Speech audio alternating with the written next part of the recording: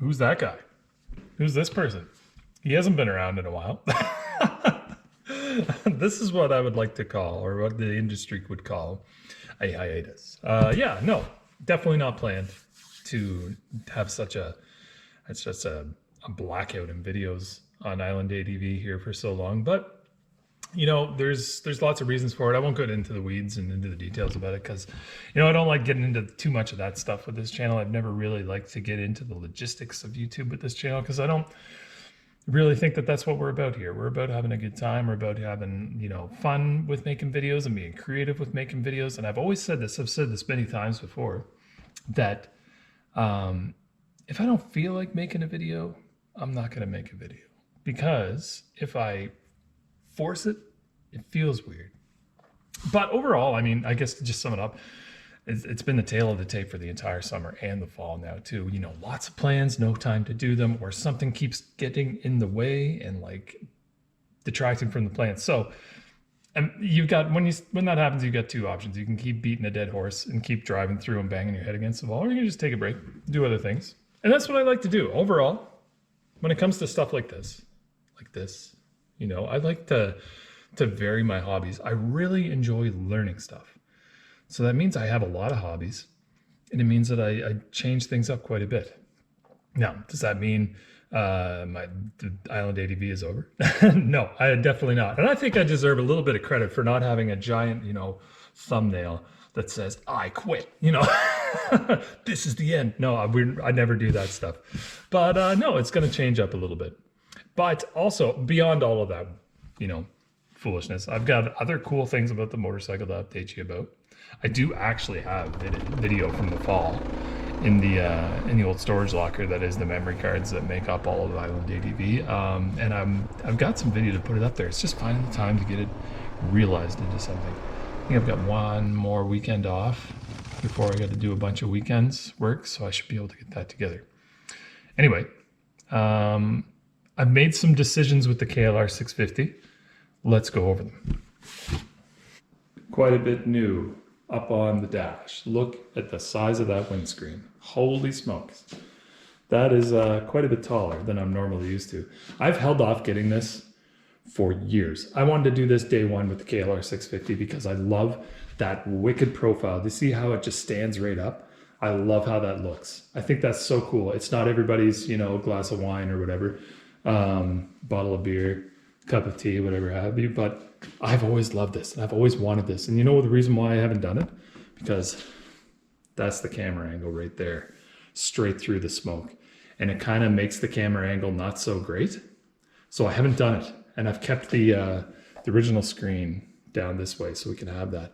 But you know what? I made a decision on the KLR 650 here. This is going to be an ADV machine for the bulk of my riding going forward. But yeah, this was a really fun little thing. This is rock solid. So you can see I changed the whole dash out. I used to have the Chrono Parts dash, and that was okay. It was good.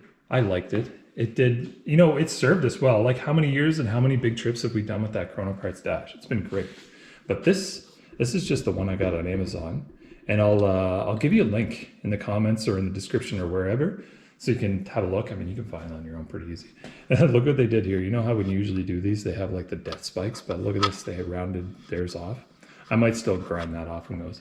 But it came out pretty good. I had to use like a step drill bit to get the chargers back in. And I don't know if you can see this, but inside, it's like right here, there's like a little hole in there. There, we might be able to see that there. But yeah, so overall though, it is rock solid. This thing does not vibrate. I can't wait to get some footage on this bike with it, because you'll notice an amazing difference. The wind is not an issue anymore with this bike. With this windscreen, you're gonna hear my voice way better on video, you know, and the bike sounds so cool when you don't hear the wind and you just hear the engine roaring on the KLR 650. It sounds so good, man. I've always loved the sound of the Silver Fox. This bike in particular, I've always felt like it's had its own unique sound, but you can really hear it with that windscreen, man. It sounds so cool. But there's a cost to this, that's for sure. Like I said, Working the bike into like more of a, not so permanent, but more of an ADV heavy build on the KLR 650. So what I'm meaning by that is that the bike is going to be intended to be designed for longer hauls. So like think the Gaspé Quebec trip, the series that we did, Song of the Siren, that's going to be the vibe for the bike now, I'm pretty sure. However, I'm not just gonna like, you know, lock the door on dual sport and aggressive ATV trail riding by any means and throw away the key, but I'm gonna have to make some changes. There's like, when I'm riding on this one here, like there's just this little portion right up here, it kind of magnifies the view coming in and it throws you off. So if I ever hit the trail, the regular windscreen is just gonna go right back on. If like, for example, if we go back to Martin Head again next summer, which we will, it's a tradition, I always do it, I'm gonna throw that smaller windscreen on. But, you know, if I'm going to Gaspé again, which I'm gonna do because I really wanna go back there so bad, I'm gonna throw this guy on. Other things that need to have happen to the bike, I gotta find a way, and I love your opinions on this, to get that right there. You know, I've mentioned this before, but I want that really, really bad. And I just don't know a good way to do it. You know, like, I mean, easiest possible solution, drill out some holes, throw in some bolts, ratchet it down, and then away you go. But you know what? I would love to have a means, and that's what Brandon did. Brandon has this. I would love to have a way so that I could come in here and I could unscrew a couple things and pull that off. I've looked at like latch systems. The problem with latch systems for me is that it raises the thing up to like almost here, like if you use general hardware. The other thing to use would be some sort of out of the box quick release, but I'm in it for like almost $200 trying to buy something like that. So I'm on like Canadian Tire Princess Auto budget with this, not like you know, BMW 1300 whatever budget on this one. So yeah, but I think that just looks cool. I think it looks really neat. Another thing is the drivetrain. I want to change this up. I don't want to get a 16 tooth sprocket. I still want to go 1542. But for when this chain is done, you can't see it, but there's some kinks. This back sprocket's not looking too bad, but I'm going to swap it. And this front sprocket is pretty wrapped up. I'll show you what I mean.